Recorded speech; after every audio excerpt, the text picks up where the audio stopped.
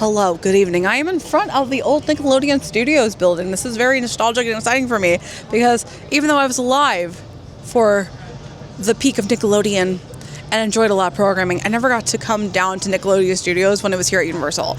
And we are at Universal Studios tonight. We are down here for the Orlando Informer Meetup for the winter 2025. So I'm not sure how much I'm going to show. It's after hours, so the park is still open to day guests right now. It's 5 o'clock. And then they close at 7, and then we have the park to ourselves until like midnight. I don't think we're going to stay until midnight, but I'm still going to be really excited to enjoy this. I got to this event before. I'll put a link in the description below if you want to see that video. And I really, really enjoyed it then. So I'm really excited to come back and do this in the wintertime as well. Cool to see this, even though it lost all its coloring. It's not orange or green anymore. It's the old Blue Man Group building now, which is the Blue Man Group even stopped being a thing temporarily. Not fully, but they closed our local show in New York. We saw one of their final performances in New York, but they are still a group in Vegas and Boston and a couple other places as well. Now, I've been looking forward to going into this Wicked store ever since I found out about its existence last year. It's not as big of a merchandise store as I thought it would be, which is actually kind of good because there's a much bigger section dedicated to all the outfits. So it is more of a mini museum in a way for the film, but there is still a little bit of merchandise that you can get. From the entrance, so many beautiful outfits from the first film are on display. I was always partial to Glinda's Ozda's dress, and that's the outfit that the Glinda doll I also have has. I wasn't the only one truly shocked by how skinny and how tiny all of the outfits were. It was a common comment I heard from other people also checking out the displays. But that's our current world and industry for you. The costume designers did such a thrillifying job with the outfits, and as a cosplayer, there's so many options that I would love to recreate in the future. I also appreciated that it wasn't just Elphaba and Galinda's outfits featured, but also Fiero's, Nessa Rose, and props from the first film, plus Madame Morrible's Flip It Around, Wicked Witch, and the wizard himself. I was in heaven seeing all this in person. So you should already know by now how much of a big theater kid I am. I've talked about Wicked multiple times, so I'm freaking out in here. I really, really hope that they do bring Wicked to the parks. Epic Universe manifesting here. We have the Wizards outfit. Jeff Goldblum wore this. That is fantastic. I adore Jeff Goldblum. I'm loving the store right now. This is literally what I wanted to come to Universal Studios for. Legitimately. Everything else is going to be really fun tonight, but just being in here, it made my night. I wanted to see the Wicked store for over a year now, and I am just in awe. We have some little plush of Dorothy.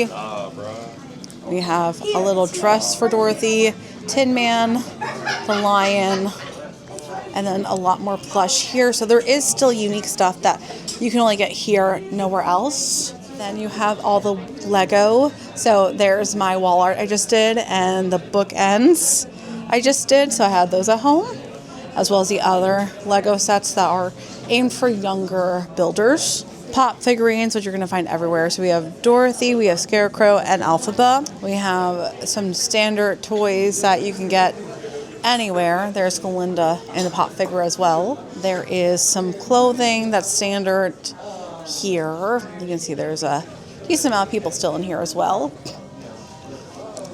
And then for the Emerald City stuff, we have some branded Wicked merchandise, some kitchenware with the wizard emblem, which is really unique and adorable. A blanket and a cup.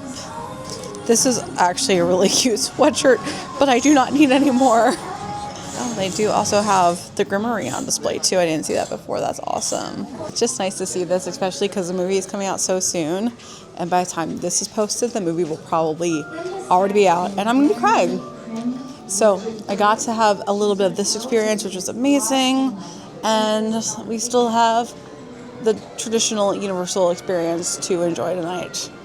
And eat lots of food. That's why we're here. We hope you enjoy the rest of your time at Universal Orlando Resort.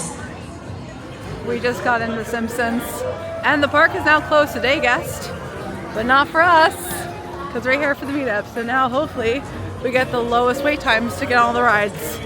Before the park officially closed, we ended up doing E.T.'s Adventure, the only original ride left in the park. And of course, the biggest difference between Universal and Disney is Universal doesn't allow filming for a majority of the rides, so this night ended up being more of just enjoying the environment and being in the moment compared to documenting it. I've learned to appreciate the rides in Universal proper the more I've come, and I always love Men in Black the best.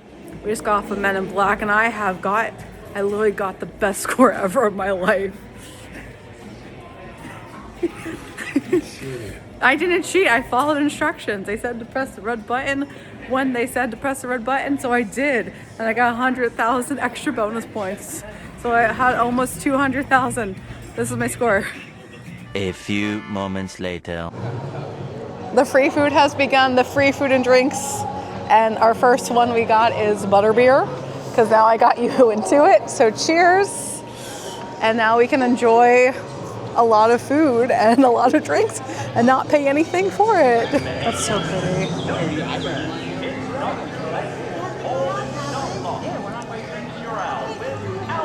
Because this was my mom's first time ever in Universal, we just did a quick overview of everything. Like I said before, I'm not a Harry Potter fan, but I do really appreciate how well they created the lands here. Diagon Alley is one of the most immersive areas, and it's so pretty with all the lights at night, especially during the holiday season.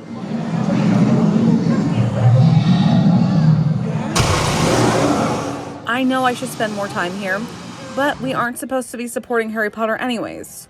I more so made sure to capture it for my cousin and friends who are still a fan. The night bus ended up having some fun responses when I asked them to say hi to my cousin for a video. Yeah. Yeah. Hello, Kaylin. Welcome, Beaton. We're having a great time without you, Kaylin. Yeah. She's already jealous enough. Hey, Kaylin, why ain't you this, man? I know. Your cousin was just saying that you don't travel well. She's glad she left you at home. Oh, yeah, man, you don't travel well. You don't want to get on the bus, man. The bus is up, be right. That's it. Bye-bye. So far, we've been exploring Universal Studios a little bit. We were able to do E.T.'s Adventure, the Simpsons ride, Men in Black, and now we're gonna head over to Jimmy Fallon. All right, we're gonna see how it looks compared to the real one. What do you think? Yeah? They did an amazing job. They made it look just like the real NBC Studios. Conan, your love. My favorite. So underrated. Love him. It's cool because it's been a while since I've done most of these rides because I've only come here for Halloween Horror Nights 9 times out of 10. So it's nice to just enjoy this park as a normal park, but at night with like barely no waits.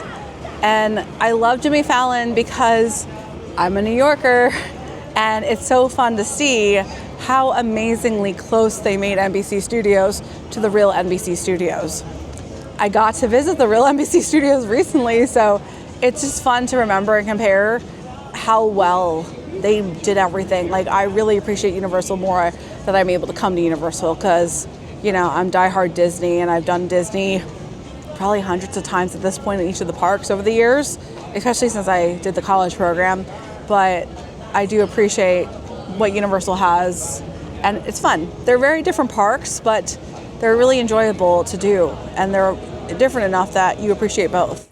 It is such a funny thing seeing these streets empty compared to how insane they are for Halloween Horror Nights. I also loved how the New York area had a DJ making it a party zone, but on top of that, it was nice to see how things are normally. Like how you got Dean Martin playing through this hidden speaker. Yes, you found out about our secret. This is the true identity of New York. Because we only had one night to enjoy this event, we ended up traveling over to Islands of Adventure to try and hit a couple of rides. Of course, you have to take the train over as the only way to get there. There's no other option. Sure, you can walk over, but that's not as fun. That's also why I still don't know how to properly enter or exit Islands of Adventure. I've literally only entered through the train or backstage through the Orlando Informer designated area. And again, even though I don't follow Harry Potter, I love British culture, so there's parts of the atmosphere that I enjoy, and I love being able to get shepherd's pie in the park. This was only my 3rd time ever in Islands, And I really need to spend a lot more time taking the time in islands like I've gotten to do in Universal proper. It's getting dark out there. Let's find a compartment. Could use a snack. Where's the food trolley? The first of the 5 principal exceptions to Gump's law of elemental transfiguration. Do you know what she's talking about? I still haven't gotten to ride on Hagrid's motorbike adventure, and that's the only Harry Potter ride I'm interested in, but the wait time still wouldn't budge under 45 minutes, and we had too many other things to focus on that I had to skip it once again, unfortunately. Hopefully in the next trip, I will finally be able to ride on it. We ended up spending the most time in Seuss Landing, and then a super quick minute in Superhero Island, which I'm still happy they have. I know it's nostalgic, but I'm happy to see the 90s are still alive somewhere. Honestly, I still have a lot more exploring to do in all of the Universal parks. Approaching Hogsmeade Station. We made our way over to Islands, and you can see behind me, we made our way over to Seuss Landing, and it's so pretty. It's so wonderful to see it all decorated for Christmas, because that is their holiday. So we have a great space of land, we have lots of Christmas lights, and it's just a really cute area. There are some gift shops open still, so you can see it is all decorated, and you have tons of Grinch merchandise to buy, as well as a lot of the Thing 1, Thing 2, and just general Dr. Seuss merchandise. There's a ton of Grinch merchandise over here. This whole area of the store is all Grinch. It's cute. Nothing that I want to buy, but I can see if you are a fan of the Grinch, you'll love it. And there is some cute things, just to do an overview of it. Oh, I love all the details in here though. They're really cute. Oh, they have ornaments. Of course they have ornaments. Oh, they have some cute, ooh. Wait, this one's really pretty. I like this one. I love Max. And they go for $25. They are really cute. I like those. That's cute to have the teacher of all things. And Naughty or Nice. With the Grinch as well.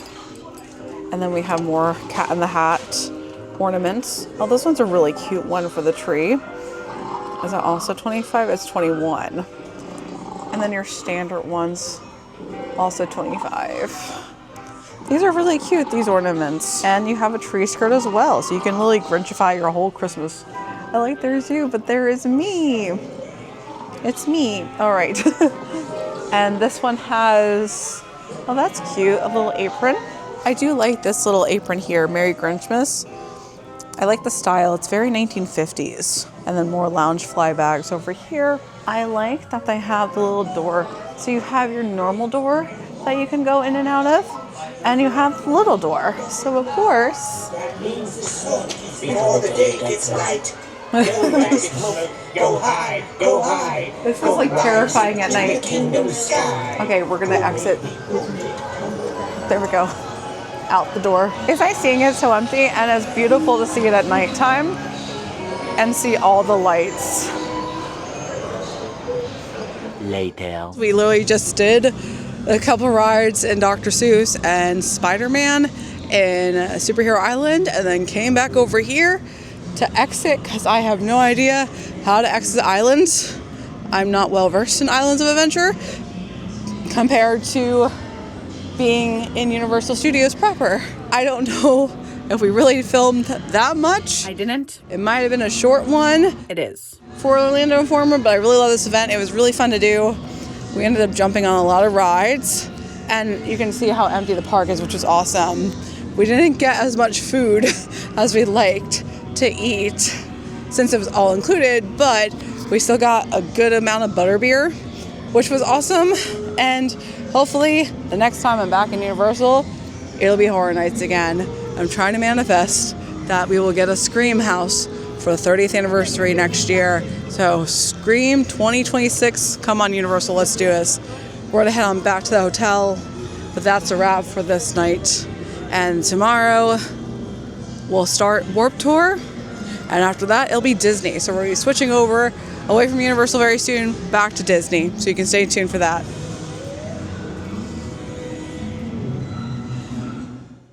back in the hotel since this was their first time really exploring the parks. Here's a Boomer review. What do you think? Tired. They're used to Disney, not Universal, and Disney is a lot more leisurely at times. Although I feel like Universal can be, it's not as big of a park as Disney is. What did you think of Universal and Islands? You've got to do a lot of walking and a lot of climbing upstairs. Too old for that. 20 years later. Did you like Universal or Islands or Epic the best? Probably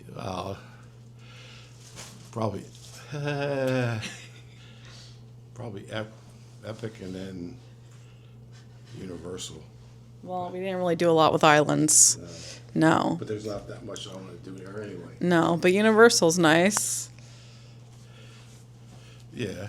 I mean, Epic is the best. That's our Boomer review of the parks. She didn't do anything. She sat in her wheelchair, so she doesn't really have an opinion.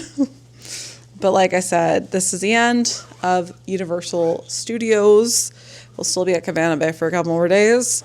I have Warped Tour this weekend, so that'll be a lot of fun. Lots of bands to see. And then we're going to switch over to Disney in a few days. And the rest of the trip is going to be all Disney, which is our comfort zone. So that's a wrap. It was really a fun event anyways, and I love the Orlando Informer, and I would love to come again, especially if Warped Tour happens again. This is perfect. So I'll look forward to that. Fingers crossed it'll all work out. But until then, that's all for now. I'll see you real soon, and have a magical day as always.